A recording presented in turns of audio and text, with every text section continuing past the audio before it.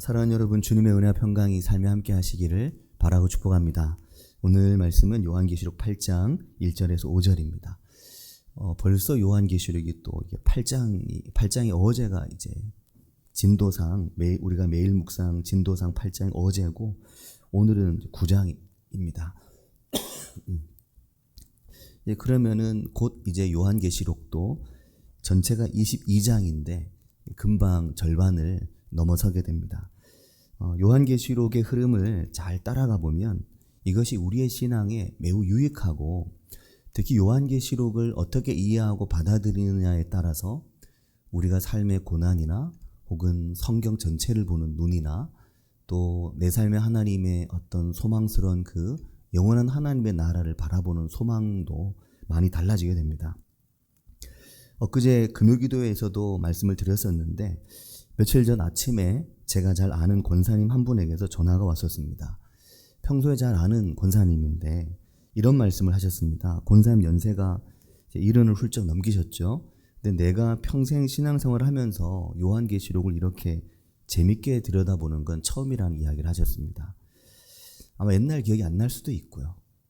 지나면 다 이게 또 새롭고 처음 같잖아요. 그럴 수도 있긴 한데 아마 기회가 없으셨을 거라는 생각도 합니다. 그리고 이 요한계시록도 교회에서 어느 한순간 지나갔을 건데 그게 이제 그때 같이 안 했거나 뭐 여러 가지가 있을 수 있을 건데, 요한계시록에 대한 또한 이러한 해석을 접할 수 있는 기회가 없었을 수도 있습니다.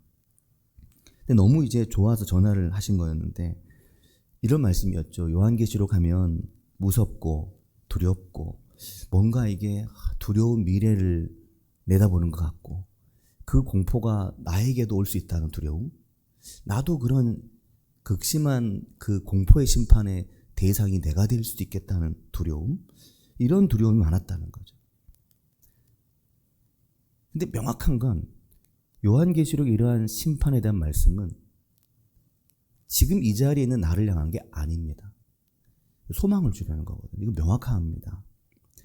근데 그 두려움과 공포가 나를 향한 것이 될 수도 있겠다, 이런 두려움이 더 큰 거죠. 요한계시록을 보면서. 그래서 요한계시록을 이렇게 친근하고 또 이게 재밌게 나에게 다가온 건 처음이라는 이제 고마운 전화였습니다. 근데 저에게도 요한계시록을 처음 그렇게 접했던 때가 있었는데 15년 전이었습니다. 2010년이었는데 2010년에 교회의 수요 예배에서 요한계시록 강해를 했던 때가 있었거든요. 15년 전이었죠. 6개월 정도 요한계시록을 1장부터 22장까지 쭉 강해를 했던 때가 있었습니다. 그때 너무너무 놀라웠죠. 그때 6개월이 제게는 너무 특별했습니다. 아, 요한계시록이 이런 책이었구나.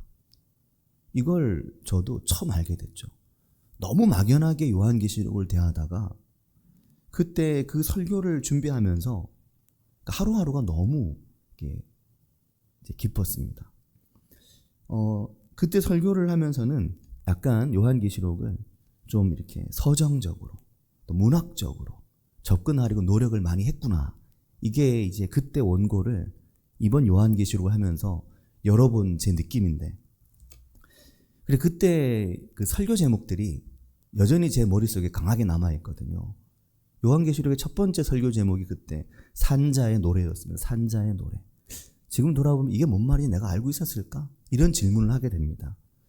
하지만 일단 뭔지 모르겠지만 일단 산자의 노래, 또 천개의 바람이 되어 언제나 너를 위한 자리였다, 무덤에만 피는 꽃, 바람과 함께 행진하라, 이런 제목들이었습니다. 바람과 함께 행진하라는 4장이었거든요.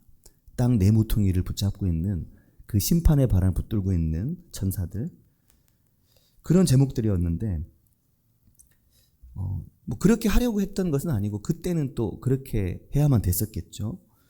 그래서 요한계시록의 15년 전의 원고를 다시 한번 펼쳐보고, 그리고 이제 이번에 요한계시록을 보면서 제 느낌은 그때와 15년이 지난 지금 요한계시록을 보는, 또 이것을 지금 설교를 하려고 하는 저는 좀 다르다는 생각을 하게 됩니다. 일단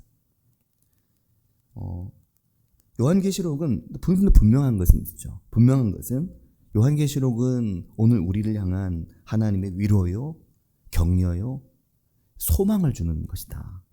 그리고 오늘 우리를 하나님께서 얼마나 사랑하시느냐, 그러니까 얼마나 완전한 하나님의 나라가 우리를 향해 오고 있느냐, 이 완전한 하나님의 나라에 대한 소망을 통해서 그 장엄한 그 요한의 환상을 통해서 오늘의 고난 가운데 있는 성도에게 산 소망을 주는 겁니다.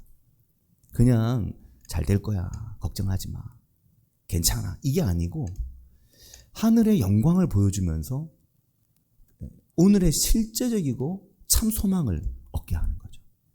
그게 요한계시록이거든요. 요한계시록의 말씀이 우리 교회 성도님들에게 참된 은혜와 자유와 소망을 주시기를 바라는 마음이 큽니다. 그냥 위로받으라, 이렇게 위로해주는 이야기가 아니고 어떤 어려움이 있느냐, 이런 차원의 요한계시록이 아니라 이 하나님의 세계가 이런가, 하나님의 세계 이렇게 놀라운가, 그걸 보니까 내 인생에 너무나 큰 상처나 아픔과 내 삶에 너무나 큰 절망이 그 하나님의 세계에 확 덮여버리는 거죠. 그걸 말하는 겁니다. 돌아보면은 정말로 우리를 살게 하고 우리를 일으키는 것은 오직 말씀이었습니다. 근데 그 말씀이 내 삶의 어떤 아픔과 이렇게 터치해줘서가 아니고 그 살아계신 하나님의 말씀이 압도당할 때, 그때 내 삶에 정말 극심한 상처들이, 문제가 해결되는 거죠. 왜냐하면 이 말씀이 하나님이시기 때문입니다. 이 말씀은 우리의 인생의 문제를 해결해 줄 수 있는 어떤 법관이나 혹은 상담사가 아닙니다. 그런 역할들이 있지만 이 말씀은 하나님이시죠. 그러니까 이 말씀을 제대로 만나면 내 삶의 문제들이 자리를 찾는 겁니다. 요한복음이 그걸 증언하죠. 요한복음 1장 1절은 태초에 말씀이 계시니라, 이 말씀이 하나님과 함께 계셨으니 이 말씀이 곧 하나님이시라고 하잖아요. 근데 우리가 이 말씀을 너무 소홀히 대하고 만나는 겁니다. 그리고 사랑하는 여러분, 그 요한복음은 지금 이 요한계시록을 쓴 사도 요한이 쓴 거거든요. 요한복음과 요한계시록은 저자가 동일합니다.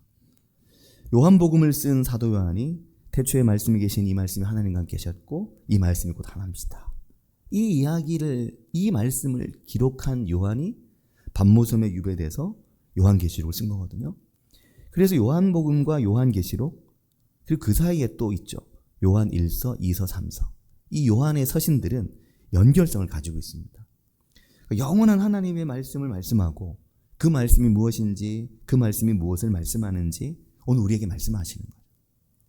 우리가 지난 한 주간 월요일 새벽부터 이제 라오디게아 교회를 끝으로 3장을 끝냈죠. 그리고 4장에 딱 들어섰는데, 이게 한 주간 새벽 말씀을 잘 따라오신 분에겐 조금 더 어렵지가 않은데, 이 4장에 들어서면 이제 화요일부터잖아요. 4장부터 어제 8장까지 4, 5, 6, 7, 8 요 5개의 장을 막 숨가쁘게 지나왔습니다. 숨이 좀 차지 않나요? 이 글을 보다 보면 숨이 막 찹니다. 이게 너무 장엄하고 너무 막 이게 벅차죠. 이걸 제대로 보면 벅찰 것 같습니다. 왜 이게 또 숨가쁘냐면 하늘 문이 열렸잖아요. 하늘 문이 열린 사실이, 이걸 지금 계시록이 이야기하는데 이게 가벼운 일이 아니잖아요. 하늘 문이 열렸다? 우리가 살면서 언제 내 머리 위로 하늘 문이 언제 열렸습니까? 보통 일이 아닌 거죠. 하늘 문이 열렸다? 엄청난 사건인 겁니다. 하늘 문이 열렸다 그러면 이제 창세기 생각나는 데 있으시죠? 창세기 28장. 비교해보면 다릅니다. 창세기 28장은 하늘 문이 열린 게 아니고 하늘의 사닥다리가 걸쳐진 거죠. 실제로 하늘 문을 열고 그 위를 본 게 아니었습니다. 그 하늘의 보좌에 그 하늘에 여호와께서 서 계신 걸 봤지만 그 하늘 위로 올라간 게 아니었거든요. 창세기 28장은. 그 사닥다리가 하늘에 닿고 창세기 28장 12절에 꿈이었죠. 야곱이 형을 피해 도망가다가 너무 피곤하고 지쳐가지고 잠들었는데 꿈에 창세기 28장 12절에 머리 위로 사닥다리가 하늘에 닿았다. 하나님의 사자들이 그 위에서 오르락내리락, 이게 사다리를 오르락내리락이죠. 그리고 여호와께서 그 위에 서서 말씀하시는 걸 본 겁니다. 말씀을 들었죠. 여호와 서 계신 것. 하나님을 또 뭐 정확하게 어떻게 봤다 묘사하기는 좀 어렵죠. 근데 이게 엄청난 사건이지 않습니까? 그래서 우리가 창세기 28장을 너무 좋아합니다. 신방 때도 창세기 28장 딱 펼치면 다들 좋아하시죠. 다들 창세기 28장 너무 좋아하거든요. 28장 그러면 야곱의 사닥다리 거기네? 그러면서 그 위에 하늘 위로 하나님이 서 계시고 말씀이 들려온다. 너무 이제 28장 우리에게 힘이 되죠. 실제로 야곱은 그 하늘의 사닥다리를 꿈에 보고 그것도 꿈이었는데 그리고 하나님께 약속을 받습니다. 내가 반드시 너와 함께 있어. 네가 어디로 가든지 내가 너와 함께하고 너를 반드시 내가 돌아오게 하겠고 내가 너에게 허락한 거 다 이룰 때까지 결코 너를 떠나지 않겠다. 그 말씀을 그 밤에 하신 거잖아요.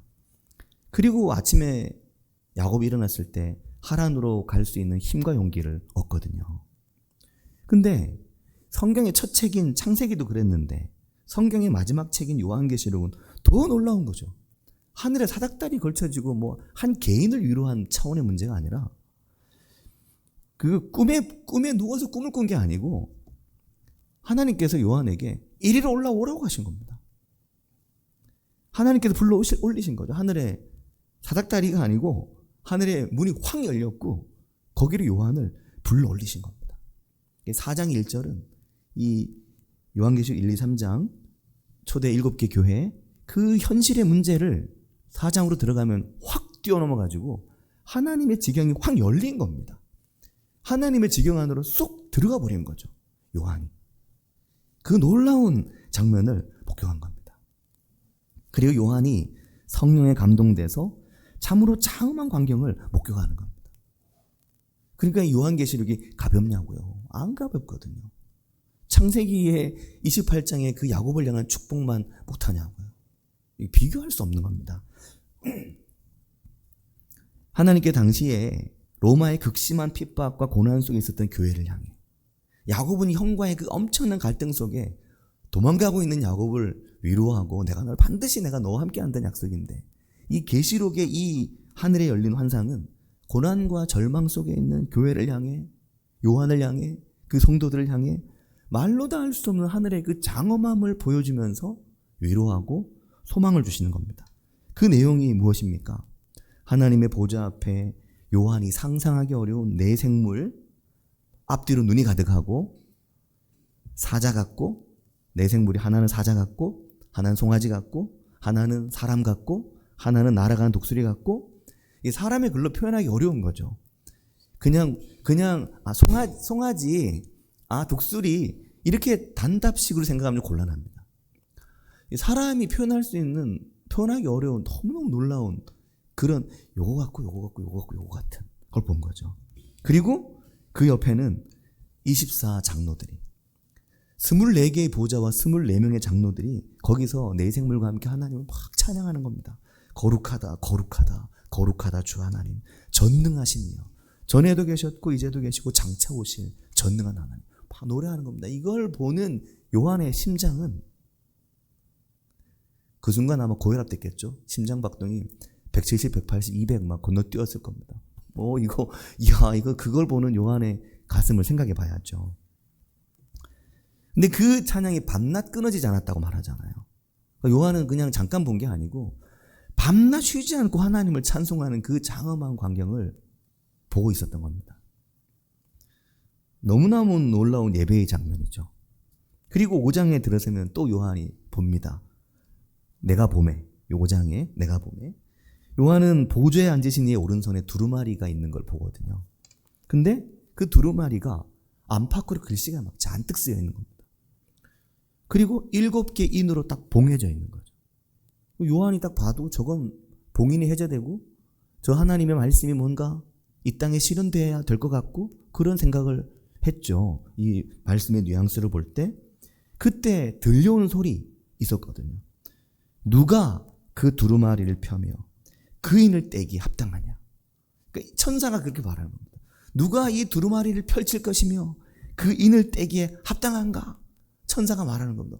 누군가 떼야 되는구나. 누군가 펼쳐야 되는구나 생각하죠. 이 두루마리의 글을 누가 펼쳐서 보게 할까? 근데 요한이 아무도 없다는 생각이 든 겁니다. 그래서 요한이 어떻게 합니까? 펑펑 울었죠. 요한이 엉엉 울었습니다. 크게 울었습니다. 5장에 보면 요한이 아주 큰 소리로 울었습니다. 대성통곡을 했겠죠. 도대체 이 하나님 말씀 묶여 있으니까. 어쩌면 자신의 고난의 현실과 교회의 이 죽음에 처한 교회의 아픈 상황을 생각했을 수 있습니다. 그래서 어떻게 빨리 하나님의 뭔가가 이 땅에 떨어져야 되는데 그러고 있는 거죠. 그렇게 하나님께서 요한을 하늘로 불러 올리셔서 요한이 그 하나님의 환상에 완전히 푹 빠져 있는 건데, 그때 펑펑 울고 있는 요한을 향해 24장로 중에 한 사람이 요한에게 말하는 겁니다. 울지 마라. 울지 마라. 5장 5절이죠. 울지 마라. 다윗의 뿌리가 이겼으니 그 두루마리와 7인을 떼실 거다. 다윗의 뿌리가 이겼고 그 7인을 떼실 거다. 그러는데 요한이 보니까 한 어린 양이 24장로와 내생물 사이에 서 있는 겁니다. 근데 보니까 일찍 죽임당한 어린 양 같았다는 거죠. 아, 그리스도 예수. 우리 선생님 그리스도 예수 주시구나. 그 어린 양을 십자가에서 죽임당한 그 어린 양을 본 거죠. 그리고 그 어린 양 대신 주님이 그 두루마리를 탁 취하신 겁니다. 5장 8절에. 그 하나님 말씀 이제 곧 실현되고 이제 곧 읽혀지고 이제 곧 실현되겠구나 생각하지 않았겠습니까? 그러자 그때 그 내생물과 24장로들이 어린 양 앞에 다들 엎드립니다. 다들 엎드려서 막 다들 엎드렸죠. 엎드려 있는데 그 뒤에 보면 두 가지가 나오죠. 검은고와 향이 가득한 금대접. 검은고를 가지고 향이 가득한 금대접을 가지고 엎드려 하나님을 찬송하고 노래하는데 그 향이 무엇이었습니까? 성도들의 기도였죠. 당시 로마 교회 성도들이 뭘 기도했을까요? 그 엄청난 박해 속에, 그 엄청난 고난 속에 수많은 교회 지도자들과 수많은 성도들이 죽임을 당하고 지하로 도피해서 신앙생활을 근근히 이어가는 그 고난의 때에 뭘 기도했겠습니까? 그 성도들의 눈물과 그 성도들의 하소연과 그 성도들의 그 눈물의 기도들이 다 들어있죠. 이건 뒤로 가면서 계속해서 연결성 갖는 말씀들이 나오거든요. 그 검은고와 함께 새 노래로 하나님을 찬송하는 거예요. 그 성도들의 기도를 가지고 모든 능력과 모든 권세, 모든 부와 지혜, 모든 힘과 존귀와 영광과 찬송을 받으시기에 합당하신 하나님 막 찬양을 합니다. 이 요한계시록에 이 찬송의 구절들로 나온 찬송들이 많거든요. 아주 많은 찬양팀들이 찬양을 만들었습니다. 만만과 천천의 천사들이 보좌에 앉으신 이와 어린 양께 찬송과 존귀와 영광과 권세를 세세토록 돌릴지어다 막 찬양하는 겁니다. 그 찬양을 바라보는 요한이 이질감을 느끼는 게 아니고 요한도 동질감을 느끼는 거죠. 와, 하나님을 장엄하게 찬양하는 그 하늘의 그 장엄한 예배와 찬양 가운데 요한이 있는 건데요. 그러면서 요한계시록 6장에 들어서면 드디어 하나님의 그 두루마리의 그 인이 하나씩 떼어지기 시작하죠. 이건 뭘 말할까요? 하나님의 심판의 실행을 말합니다. 근데 굉장히 점진적입니다. 조금씩 강도가 붙기 시작하고 이것도 이중으로 돼 있어서 처음에는 인을 7개 떼지만 마지막 7개 인을 떼면 7개 나팔을 불기 시작합니다. 그러니까 이중적으로 하나님의 심판이 점진적으로 나타나게 되는데 6장 1절에 보면 요한이 보았습니다. 내가 보매. 요한은 다 내가 보매 계속 그렇게 얘기하죠. 어린 양이 7인 중에 하나를 딱 떼시는데 떼기 시작하니까 첫 번째 인을 떼니까 흰 말, 두 번째 인을 떼니까 붉은 말, 세 번째 인을 떼니까 검은 말, 네 번째 인을 떼니까 청황색 말. 그 말들이 등장하는데 말을 탄 자들이 있었습니다. 천사들이었겠죠. 첫 번째 흰 말을 탄 자는 활을 가지고 있었고 두 번째 붉은 말을 탄 자는 화평을 제하는 큰 칼을, 세 번째 검은 말을 탄 자는 저울을 가지고 이 공의가 완전히 허물어진 세상에 대한 하나님의 심판이었죠. 그리고 네 번째 청황색 말을 탄 천사는 사망이라는 이름을 가지고 하나님의 심판을 시작한 거였습니다. 이런 부분이 두렵죠. 심판이 시작됐다. 나도 심판당하는 거 아니야? 그 두려움이 생기거든요, 사람이. 근데 넷째 인까지 보면 이제 그런데 이제 다섯 번째 인을 떼는 대로 넘어가면 말들이 등장하다가 다섯 번째부터 분위기가 싹 바뀝니다. 다섯째 인을 떼실 때는 좀 달랐죠. 다섯째 인을 뗄 때 6장 9절인데 거기 보면 하나님의 말씀과 그들이 가진 증거로 말미암아 죽임을 당한 영혼들이 제단 아래에 있었다. 이걸 말합니다. 그리고 그들이 큰 소리를 하나님께 부르짖는데 우리의 피를 갚아주지 않길 언제까지 하시렵니까? 하나님 빨리 우리의 피를 갚아주십시오. 부르짖고 있는 그 장면을 다섯째 인을 뗄 때 그들이 막 하나님께 촉구하는 겁니다. 하나님 빨리 로마를 심판해 주십시오. 하나님 빨리 이 땅을 심판해 주십시오. 빨리 하나님 이 땅에 하나님의 공의와 하나님 말씀을 나타내 보여주십시오. 그 순교의 피, 그 복음의 증거를 위해 드린 그 희생들, 그 죽음, 이 제단 아래에 있는 수많은 희생들 언제 저 피를 갚아주시겠습니까? 막 그러거든요. 왜냐하면 당시에 너무나 고통스러운 교회 현실이 있었기 때문입니다. 너무나 아픈 내 삶의 자리와 내 인생에 너무나 고난 가운데 있는 내 삶의 자리를 여기에 갖다 놓을 수 있습니다. 하루빨리 이 고난을 벗어나고 싶은 거죠. 하루빨리 내게 고난을 준 원인들이 제거되길 원하는 겁니다. 근데 그때 사랑하는 여러분 6장 11절에 보면 하나님께서 시간을 쫙 늦추시는 거거든요. 순교자들에게 흰 두루마기를 주십니다. 흰 옷을 주시는 거죠. 그러면서 하시는 말씀이 아직 잠시 쉬되 그들의 동무종들과 형제들도 자기처럼 죽임을 당하여 나처럼 죽임을 당해서 그 수가 차기까지 아직이다. 하나님의 심판에 보류를 말씀하셔요. 난 너무 억울하고 난 너무 죽겠는데 빨리 심판해주면 좋겠는데 하나님께서 아직 아니야 그러시는 거죠. 네가 너무 고통스러운 거 알고 교회가 너무 고통스러운 거 아는데 이 순교자들의 피가 제단 안에 쏟아진 걸 내가 아는데 아직 잠깐 그러시는 거예요. 사랑하는 여러분 이게 무엇입니까? 누군가 하나님 앞에서 그 고난의 몫을 감당해야 되는 그 많은 순교적인 희생을 감당하는 이들이 우리의 삶에 있죠. 누군가는 교회를 위해, 누군가는 내 가정을 위해, 누군가는 내 남편을 위해, 누군가는 내 아내를 위해, 누군가는 내 자식들을 위해, 누군가는 내 삶의 어떤 중요한 기도의 제목들을 위해 하나님 앞에 그렇게 눈물 쏟으며 하나님 앞에 있거든요. 하나님 빨리 해결해 주시길. 근데 하나님의 시간이 있는 겁니다. 하나님의 때가 있는 겁니다. 하나님의 위로가 하나님의 소망이죠. 조금만 더 견디자. 조금만 더 버티자. 조금만 더 지나가자. 그 말씀을 하나님께 하시는 겁니다. 너희 눈물을 안다. 너희 고난을 안다. 그리고 여섯째 인이 딱 떼어지는데 하나님의 심판의 강도가 좀 더 강해집니다. 여섯째 인이 떼어지니까 하늘의 별들이 무화과 나무가 대풍에 흔들려 설익은 열매가 떨어지듯이 하늘이 두루마리 말리듯 막 말리는 걸 요한이 보는 겁니다. 하나님이 시간을 늦추시는 것 같지만 하나님의 심판은 계속해서 다가오고 있는 거죠. 어린 양의 진노의 날이 시작된다. 그렇게 말씀합니다. 그리고 7장에 들어왔을 때 하나님은 하나님의 그 심판의 바람을 탁 붙들으신 겁니다. 그 하나님의 심판의 바람 붙들고 서 있는 하나님의 네 천사가 등장하지 않습니까? 땅 사방의 바람을 하나님의 심판의 바람을 붙잡고 있는 천사들, 하나님의 그 심판의 시간을 일시 보류하는 거죠. 그 요한계시록 이걸 말하고 있는 겁니다. 그 심판의 바람을 딱 붙들고 하나님께서 잠깐 멈추신 겁니다. 어떤 것도 해하지 못하게 하시거든요. 어떤 나무, 어떤 바다, 어떤 피조물도 해치지 말라고 하신 겁니다. 이걸 보면 뭐가 생각나냐면 요한복음 3장 16절 생각납니다. 하나님이 세상을 이처럼 사랑하사 독생자를 주셨어요.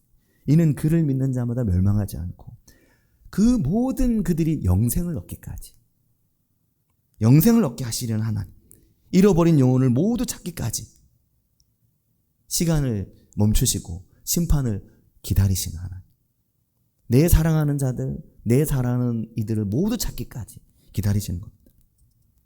그러면서 등장하는 게 14만 4천이죠. 7장에 14만 4천. 신천지가 악용하고 있는 이 14만 4천.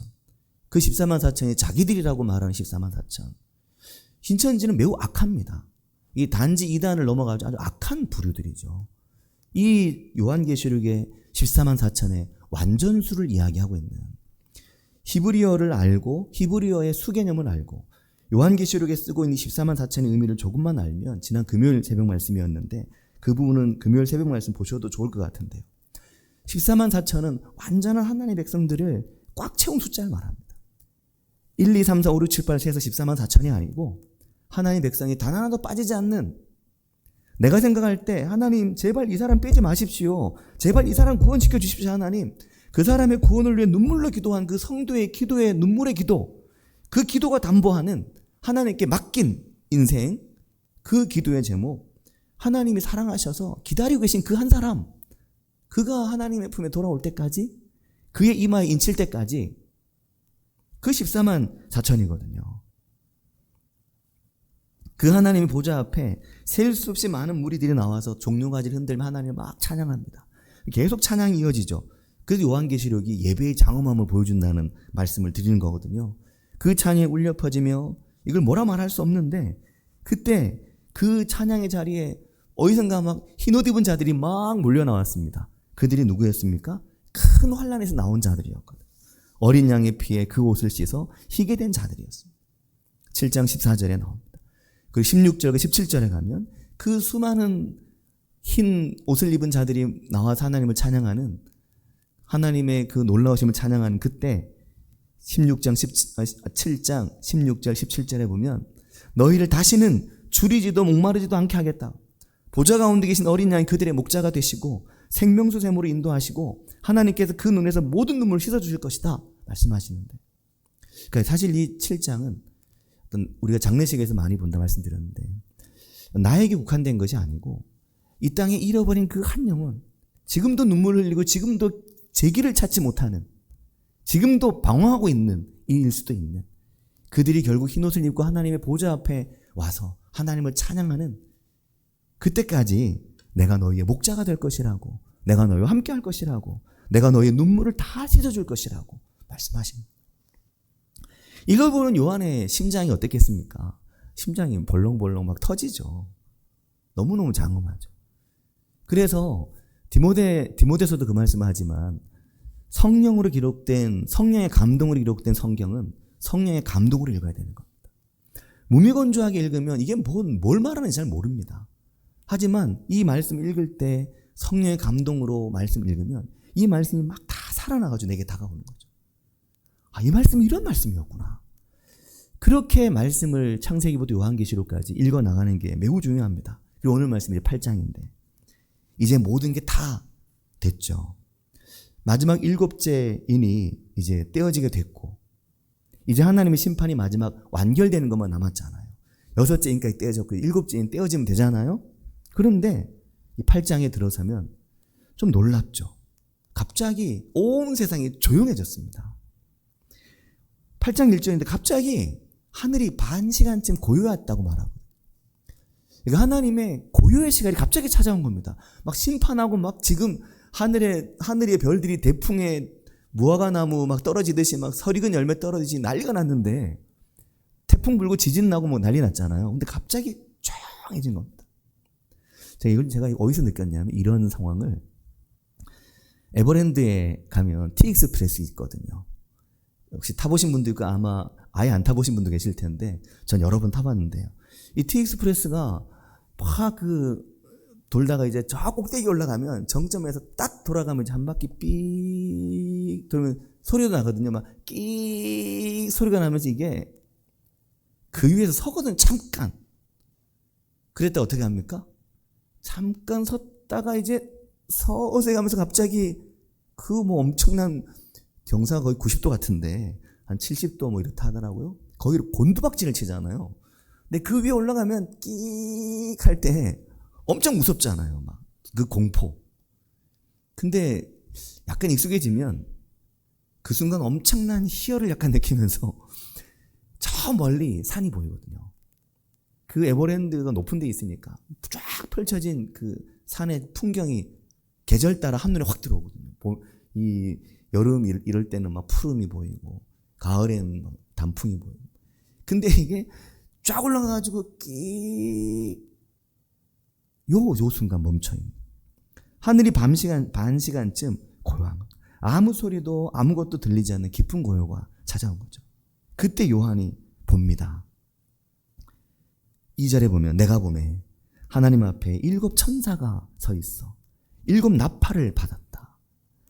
마지막 7째 인을 뗄 때 이미 7 천사가 7 나팔을 들고 준비하는 다음 7 나팔의 이야기가 이미 준비가 됐죠. 3절에 보면 또 다른 천사가 와서 제단 곁에 서서 금 향로를 가지고 많은 양을 받았으니 뭐라고 말합니까? 이는 모든 성도의 기도와 합하여 보좌 앞 금제단에 드리고자 하는. 여기 다시 성도들의 기도가 나옵니다. 너희의 기도, 너희의 간구, 너희의 눈물, 너희의 간절한 그 기도, 너희의 그 간절한 기도.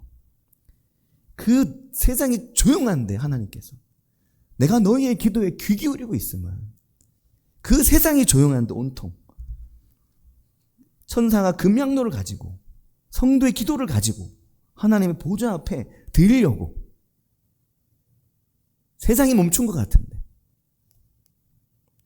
기도의 자리가 얼마나 중요한 것인지, 내 삶에 기도의 일정함이 얼마나 중요한 것인지, 내가 하나님께 드릴 수 있는 게 뭘까? 그 하나님의 보좌 앞에 드려지는 게 아까도 나왔고 지금 8장에도 하나님께 드려지는 그 기도. 더 놀라운 건 4절에 보면 향연이, 그 연기가, 이것이 성도의 기도와 함께 천사의 손으로부터 하나님 앞으로 올라가잖아요. 올라가는지라.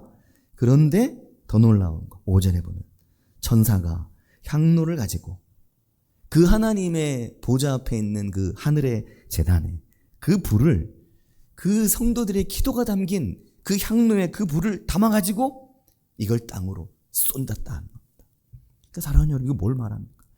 우리가 하나님께 드린 기도, 내가 눈물로 드린 기도, 내가 하나님 앞에 엎드려 구한 기도, 내가 하나님 앞에 간절하게 드린 기도, 그 모든 기도들이 단 하나도 땅에 떨어지지 않고 하나님의 보좌에서 하나님께 드려져서 하나님께서 거기에 하늘의 제단에 불을 담아 이 땅으로 되돌려 보내시는 하나님의 환상을 보게 되는 겁니다. 사랑하는 여러분, 우리가 이 요한계시록을 읽으면서 하나님의 위로와 하나님의 소망을 발견하고 무엇보다 우리의 기도의 자리를 새롭게 하시는 은혜가 있기를 바랍니다. 이 하나님께 드릴 수 있는 게 이거였어요. 흰옷 입은 자들의 찬양과 하나님의 그 보좌에 드리는 성도들의 그 수많은 기도, 그 나의 간구, 그걸 하나님께서 그 향로에 담아 하늘의 제단에 불을 담아 어디론가 사라진 게 아니었습니다. 그 눈물의 기도들이 이 땅으로 쏟아져 내려온 것. 내가 한 기도가, 내가 드린 기도가 단 하나도 그냥 떨어지지 않고 그냥 사라지지 않을 것이다. 너희가 무엇이든지 내 이름으로 구해라. 이루어질 것이다. 그 말씀을 하시는 거죠. 사랑하는 여러분, 하나님은 그 반시간의 고요를 통해 성도들의 그 모든 기도를 다 받으셨습니다. 그리고 하나님 앞에 기도의 자리, 하나님 앞에 기도하며 나아가고 하나님께 내 삶의 것을 기도로 쏟아내는 그런 은혜가 삶에 있으시기를 바라고 축복합니다. 같이 기도하겠습니다.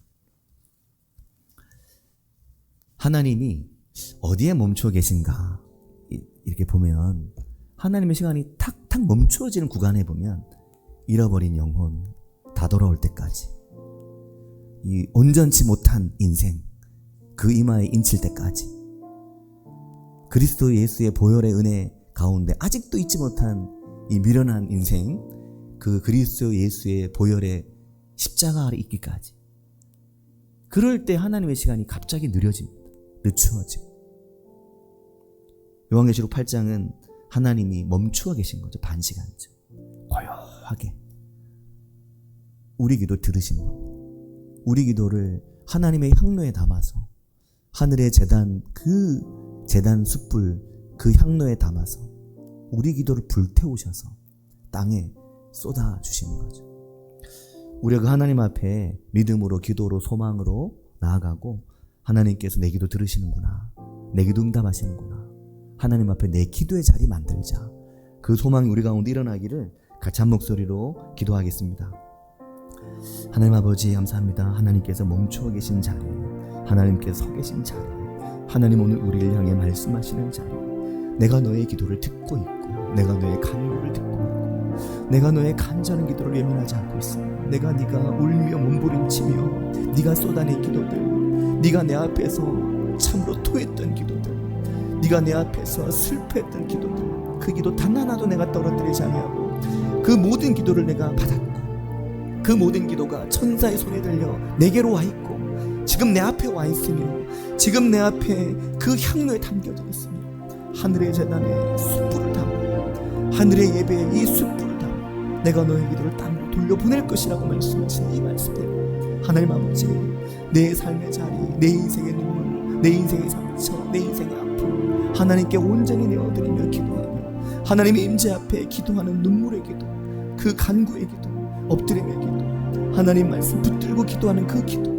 주님 그렇게 하나님 은혜에 붙들려 있는 은혜 저희 삶에 일어나도록 주님 도우시고 인도해 주시기를 주님 원합니다. 내 인생 가운데 멈춰 계신 하나님, 내 삶 가운데 멈춰 계신 하나님, 내 기도 들으시는 고요의 하나님 느끼며 만나게 도와주시고 인도해 주시기 원합니다. 아버지, 주님 역사해 주시옵소서. 주님 기도하시고 주님 아버지.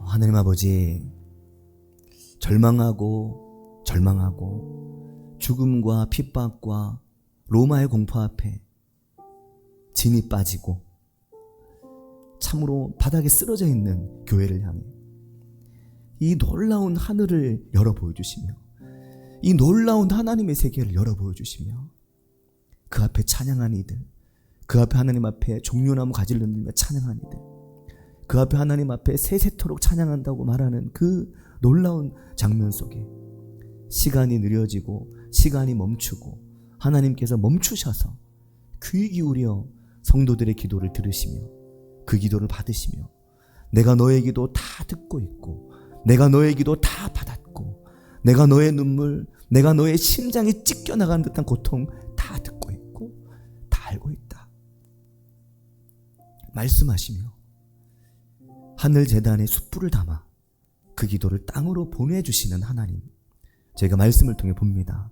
하나님 아버지, 그 영원한 소망이 저희 안에 있게 하시며 오늘 내 삶의 가장 아픈 아픔도 하나님께 맡겨드리고 하나님 내 인생에 귀 기울이시는구나, 하나님 내 인생의 신음소리 들으시는구나, 하나님 앞에 내 기도의 자리 만들고 살아가는 지혜롭고 또 하나님 앞에 기쁨이 되는 저희들이 되도록 인도해 주시기를 원합니다. 주님 저희와 함께 하시길 원하오며 예수님의 이름으로 기도합니다. 아멘.